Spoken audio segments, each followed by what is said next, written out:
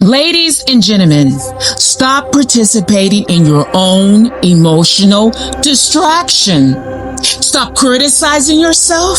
Stop tearing yourself down. Stop doubting yourself.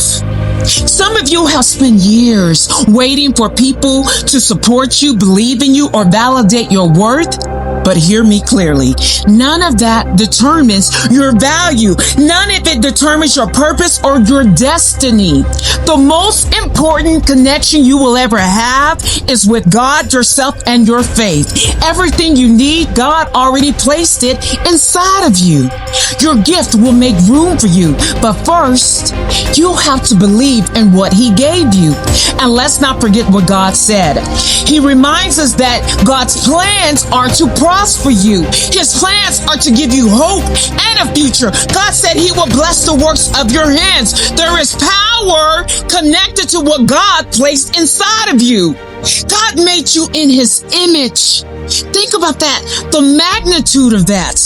The God of heaven formed you in His image. You are royalty.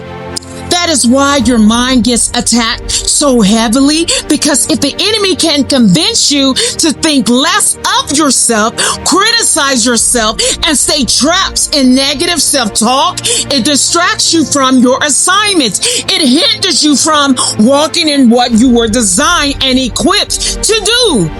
If you weren't important, why would the attacks be so constant? The goal is distraction. The goal is discouragement. The goal is to keep you stuck instead of walking in your purpose. You are more than enough. Stop comparing yourself to others. Your uniqueness is your power. You may get scared sometimes. You may feel lost. You may even feel like nothing is working.